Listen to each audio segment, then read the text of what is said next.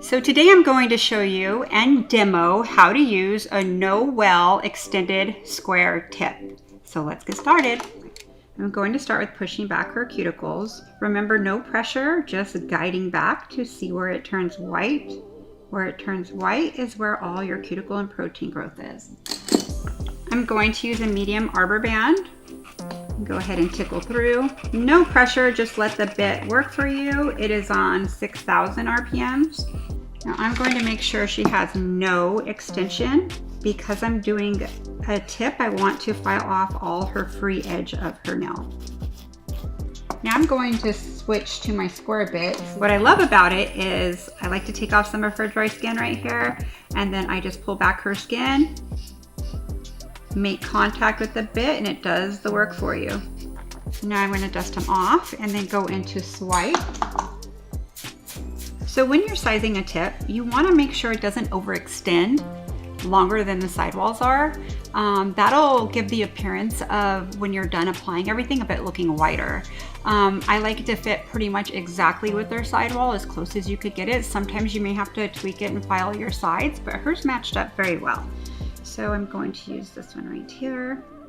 You're just putting it on the free edge. You're not putting it way back here. You're putting it just on the tip. What I like about these tips is it's going to grow off her free edge pretty fast. So if you wanted to change out a look or to a different shape, it's very easy just to clip it off and do a different shape if you like using tips. Okay, once you measure them all, what I do is I actually like to use my arbor band for this. I feel like it gives it really good scratches in there. You need to prep it so it will adhere to the product and to her nail. If you do not texture it, it'll probably pop off at that point. So I like to just come in and make sure you prep all the way up your corners.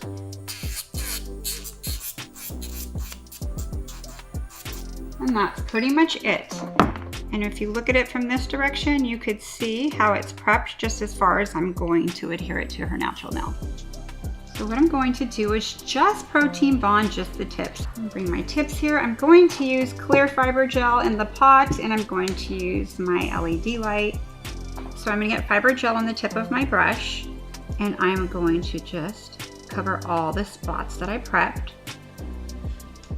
Wipe off the remainder, making sure you have enough but not too much. So if you could see this well here, I'm going to turn on the light, come right here. I like to go up with it, so if there's any excess that comes out, it will go ahead and file off easy, and then go ahead and hold it here a few seconds.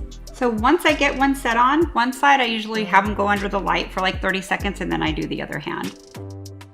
So I'm going to swipe off the little sticky here. There's a little bit of gel, and I'm going to go ahead, and what I like to do is come in with my sidewalls and make sure that little part's straight, which it is. It's just ensuring it is for me. Then I'm going to come in here. Okay, then I'm going to go into my arbor band at 6,000 RPMs and prep back here again to blend everything in and go ahead and texture the free edge of my tip. I'm going to go ahead and just blend this in right here. And again, I'm not putting any pressure. I'm just taking a ride on top of her nail and tickling the surface. Why do you need to bother texturizing the tip? It's really important to texture the tip because it's too slick for gel to stick on it. I tend to even do it with my acrylic. I feel like just the adhesion's really well on there. So you are prepping it at least with the 150 so everything sticks on. And I'll go over this for a minute, but you'll notice I don't stay in the same spot. And that's just because the plastic is a little thicker than her natural nail. And the key is to blend everything in. She's not feeling anything because I'm not staying in the same spot. Once I have that blended, I'll go ahead and follow through here using all zones of my ink file. I'll go ahead and go around right here just to make sure everything's prepped okay. I didn't really touch her nail there, but still I want to go over and make sure it's all blended on your sides. I'm going to dust off her nail first with no swipe. I do not want swipe to touch the actual tip. It does have some acetone in it, so it could like self-level it again so it wouldn't stick so well. So what I like to do is come right here. I usually fold it, it's easier for me. And I cleanse the back of her nail. So this is just going to ensure, because they're so long, I don't feel comfortable not changing the pH balance back here, so it'll be a perfect bond after I protein bond it. Remember to not get it on your tip. Okay, so what I'm going to do is I'm going to start down here and protein bond moving up. The reason why I'm starting at the free edge is it's not going to flood my cuticle once I get back here. Okay, once I go through all 10, I'll come back, I'll do a circular motion. This takes off a lot of your protein bond, so it's not going to flood the cuticles or oversaturate them. So I'm going to take base gel. I'm going to start right here, bring it through, all the way through. Okay, so really just making sure everything's covered. Then we'll go under the light 30 seconds and I'll be on to the next nail. So I'm going to use Mission Control Fizz. I'm going to create a white background. And I like to kind of do my cuticle area first. And it might look like it's welling up, but you'll see what I do. It's easier for me to get it more perfect at the cuticle area and then bring that bulk down. Sometimes when you polish Mission Control, it could look streaky. It's typically if you're not having enough on your brush. I use this all the time. When you see white on my page or my nails, it's always Mission Control. And if you do accidentally touch the skin, say, just get it off immediately, it'll be fine. Try to avoid that. Okay, and honestly, it doesn't have to be perfect because I am going to make this a dimensional nail and I'm going to put stuff in it so you won't see any imperfections. So if you see streaking of any sort, you could come in with the second coat, but why would you? Because you're going to encapsulate everything. So go ahead and cure this for 1 full minute. It's very important you cure your Mission Control for 1 full minute. That way you know it's totally cured. Do not flash set Mission Control. If you flash set it, it doesn't have the opportunity to fully cure. So with any of the Mission Controls, if you cure it fully, 1 minute, you're safe. Once it's cured 1 full minute, Mission Control cures with a non-tack to it. So you have to create one. The best thing to use for me that I prefer to use is base. The reason why is everything anchors onto base very well and it's very thin and it's not going to run anywhere. So if you notice, I kind of wrap it around my sides. I'm not piling it on, I'm just putting it on really thin. And then I'll fully cure this before I go to my next step. I noticed you put a lot of pressure on the sides. Yes. When you're going through the sides. Okay, the reason why I do that, if you notice when I'm right here, when you're floating, but with the camera you could totally tell. See how it kind of wells up when you're floating? If you put pressure from back here and then come in, see how it's really tight around your edges? Really tight around your edges. I do that around my cuticle areas and my sides a lot, so then that way it doesn't protrude everywhere. Okay, so then I'm going to cure this for 60 seconds. So I'm going to use 9 different colors in this design. I'm going to use Rippled, Gamesplainin', Possession, Sunshine, Sneakerhead, Zinger, Twisted Average, Glowworm, and Bam Bam. So I'm going to do another coat of base, and I'm not going to cure this coat. Making sure you're covering the entire nail. Again, don't make it thick. I just want it uncured because I want it to hold on to my glitters very well. So I'll pick up some color.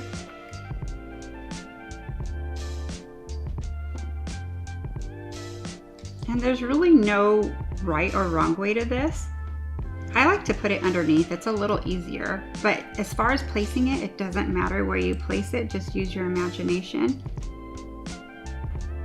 I get a lot of questions about this part. Like, what are you thinking? And I literally tell people, I'm not thinking.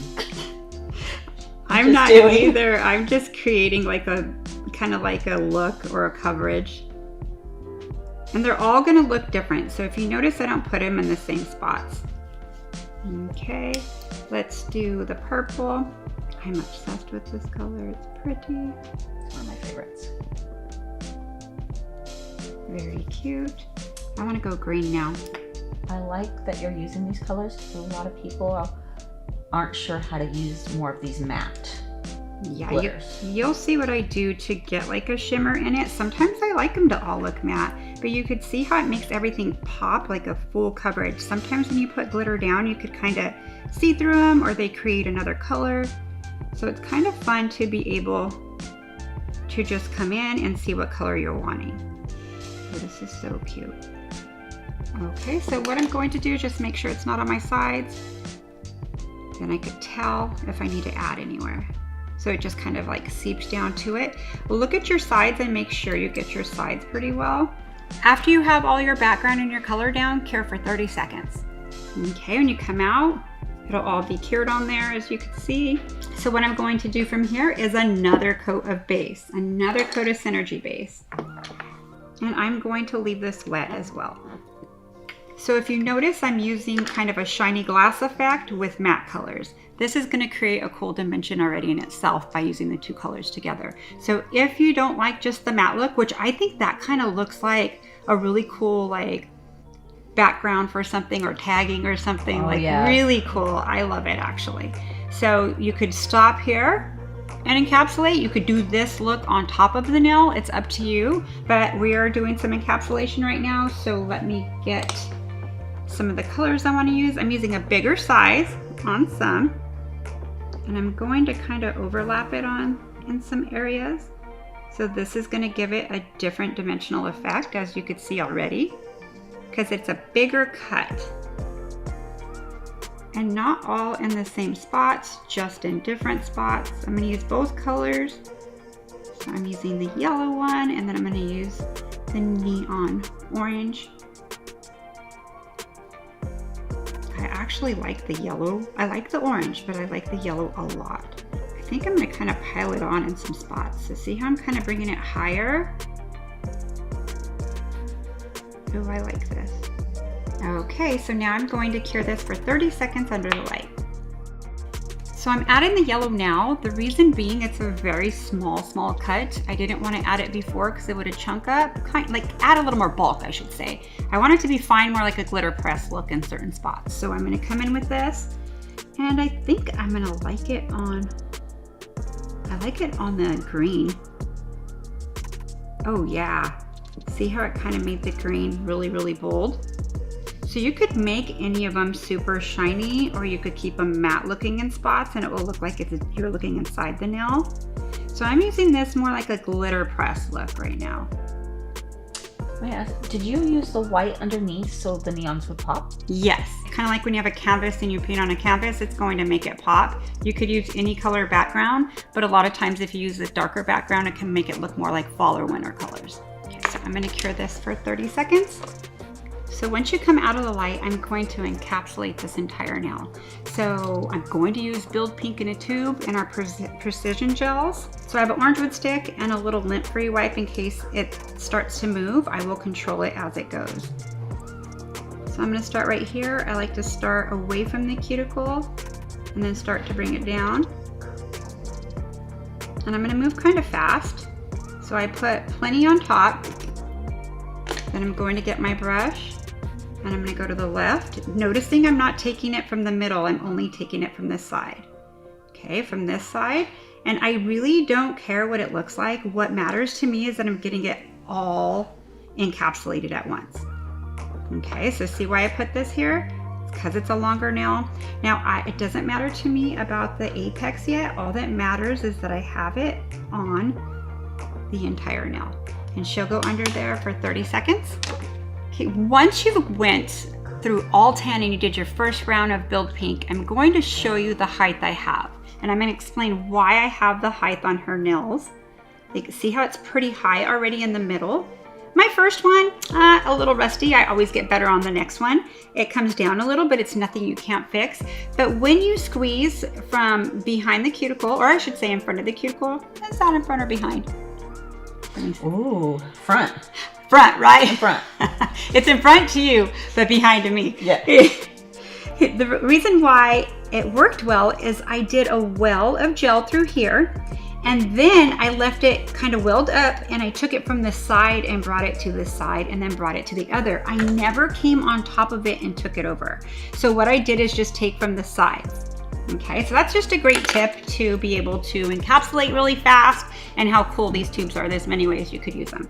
So what I'm going to do is I'm going to look at it sideways. As you could see on camera, that's exactly what I'm looking at. So I don't need a lot here. I really need it through here. So I'm going to kind of do the same technique to there. And as you can see, it built the body. And then I'm going to come in here and smooth it all out the same way I did my first round. Now I'm going to look at it sideways and make sure I have the height I need. Okay, so I'm going to start about right here, bring it through.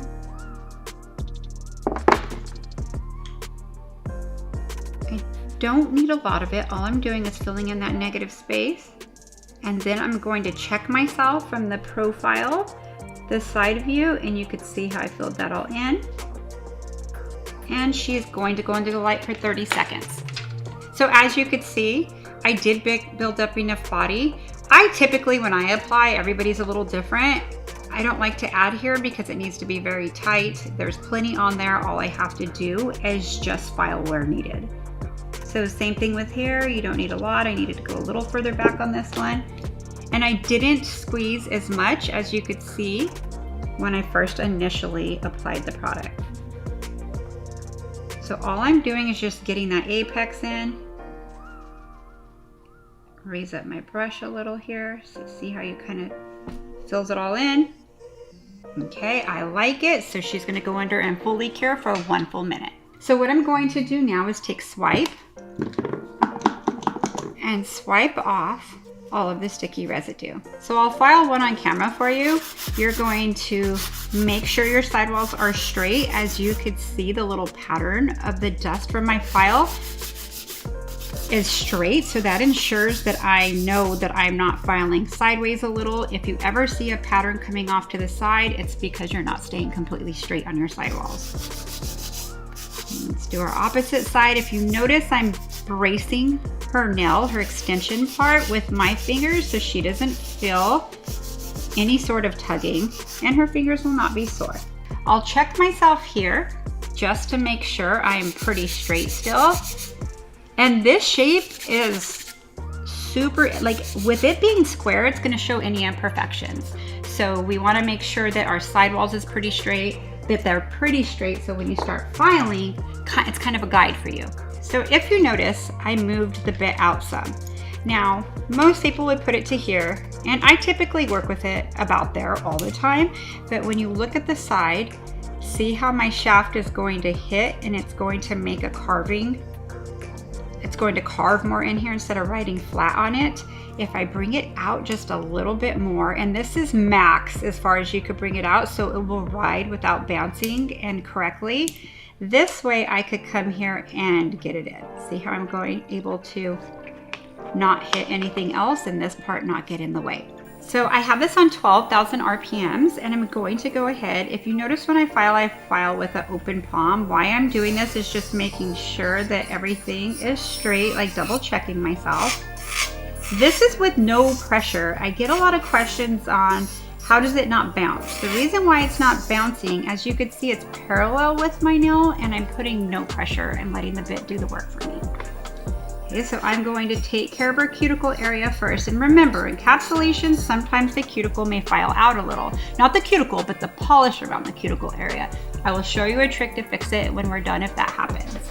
So I'll come right here.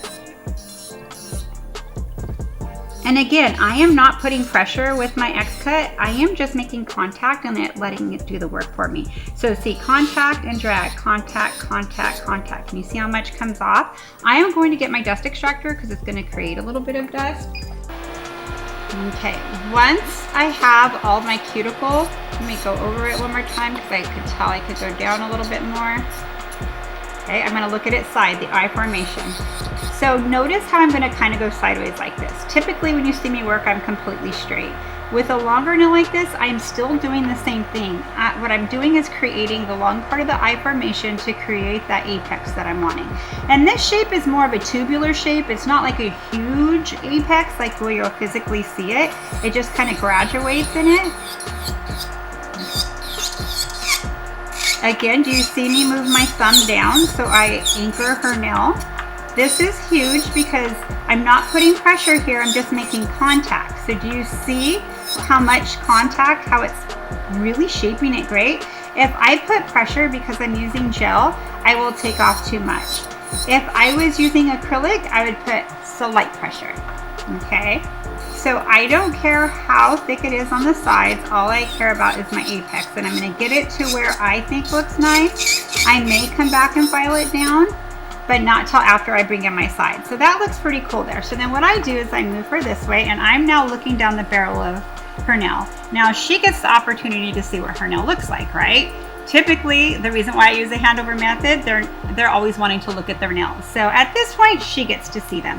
So what I'm going to do, if I break this in 1, 2, and 3 zones, in this 1, 2, and 3 zones, I connect my zones with my E-file. So right here, I go straight up and down, and I put 0 pressure. All I'm doing is making contact. So as you can see, when I make contact, it's just fine tuning it and bringing it in.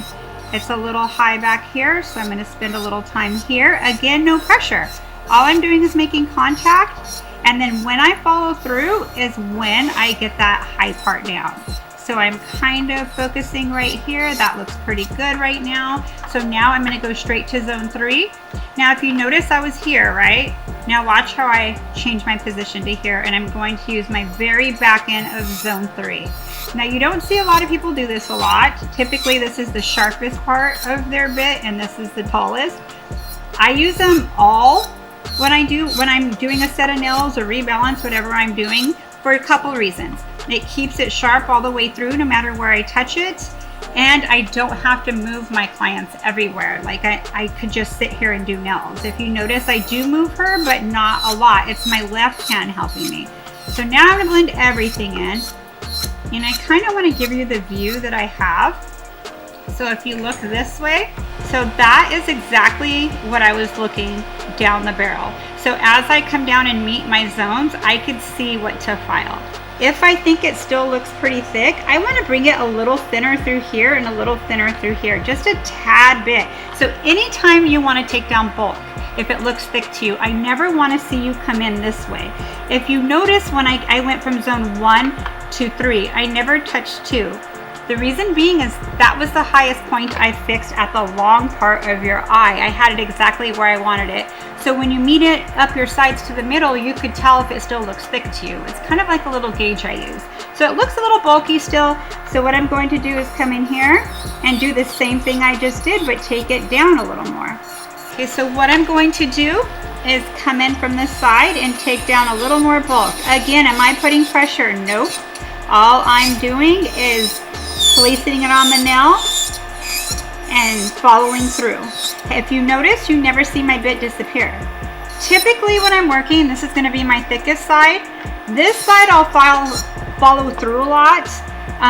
If it's disappearing here, how do I know I'm getting off enough or too much? Okay, so I'll show you an example of that right now. When you look at it here, this side is a little thicker than this side. Okay, so how I'm going to fix that is I'm just going through my eye formation again. I'm going to come in here, and at this point I'm not looking at my bit. I'm anchored and ready to roll, so all I'm doing is looking at the nail, and when I stop, that means it looks thin enough to me. Okay, that looks really good. Now let's come straight here. So again, anytime you want to thin out your nail, you're going to do your eye formation and then come in and fine tune the rest of it.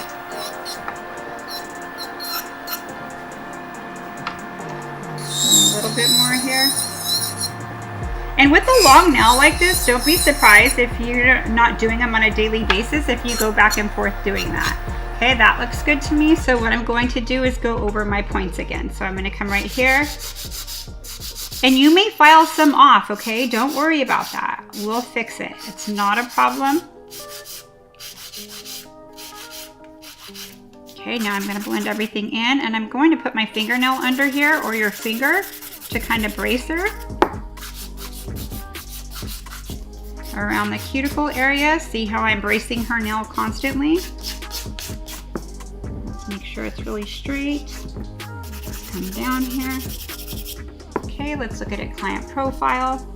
And as you can see, some filed out. It doesn't even matter. Don't flip out if you see this, but honestly, if everything's fixable as long as you don't file too much out of your structure. Your free edge is not where your strength is. So typically it's gonna file out around your free edge or around the cuticle area. Sometimes your sidewalls. It's super easy to fix. Okay, so I'm fine tune this a little. That looks really good. So what I'm going to do is file off camera really quick, and then I'll come back before I do any touch-ups and do the finished look. So I finished filing both of them. You could see I filed out a little bit. This is typically normal on, say, a dimensional nail. Sometimes that happens. As long as your structure is right, you're fine. So what I typically do is take manicure top. So what I'm going to do is just do cuticle to free edge, a very thin coat. Don't add any bulk here. All you're doing is getting it wet with base, basically. Okay, so she'll go under the light for 30 seconds. So everywhere you see you need to add, if you look real close, like you could kind of see the white there. Right here, some filed out, but I still have white, so the glitter basically filed out. Right here, very minor right there. So what I'm going to do is take whatever color I decide to use. Maybe I'll do green here, would be cute. Okay, let's put a little here. Mix it with a little yellow. Here, let's do a little pink. Mix it with a little yellow. And as you can see, I kind of brush out where I don't need something. I'll come in with pink here. And then I'm gonna come in with the yellow. Just because it'll give it a little sparkle. Maybe a little green. I like the way that looks. So before you press, what I'm going to do is use a back end or a glove, whatever you prefer. This is just the back end of a tab. What I'm going to do is press the top with this tab. All it's doing is creating that perfect glitter press. There's a spot I missed right here, no problem. Come in and press this in. So what she's going to do from here is go under the light. You could see how it covered everything from every direction, and she'll go under the light about 15 seconds. What I'm going to do now is go ahead and go in with my top coat. And sometimes, as you could see, you'll file out some on some nails and some not the other. So just do exactly what I did on the ones that some may have filed out on your sides. And I'm using stain resistant. It's my favorite top coat. My clients come back with really shiny nails, not stained, looking like they just got them done, except the grow out.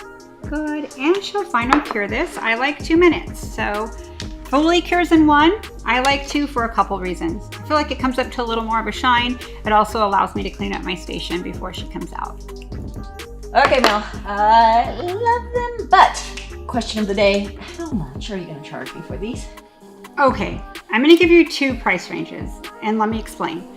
When I first started doing dimensional nails, I didn't charge for my dimension. Okay, I charge per color. So that means every glitter that I use, I charge $5, and I do that. But now I've done nails for so long, and once you get full of people, you start needing a raise because inflation, right? So I started charging per dimension. So I charge $10 a dimension. So if they have 5 nails dimension, it's $50 off the bat, okay?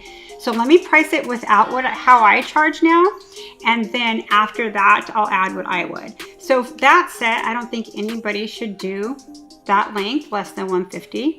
Okay, so $150 for that length and all the product you had to put on, plus $5 each color. How many did I use?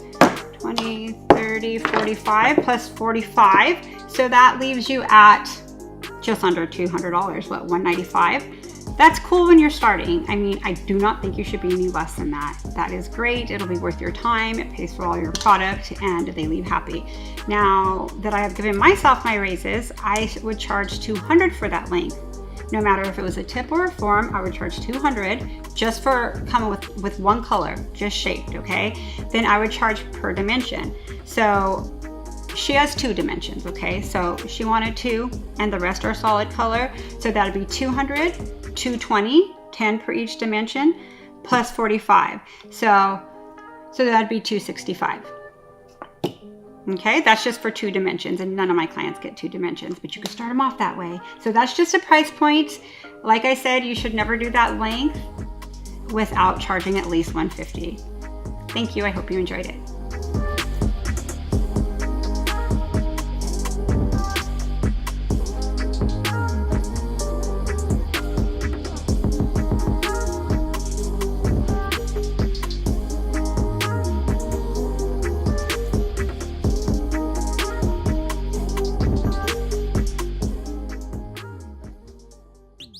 Subscribe the channel now. Subscribe the channel now. Sub and subscribing and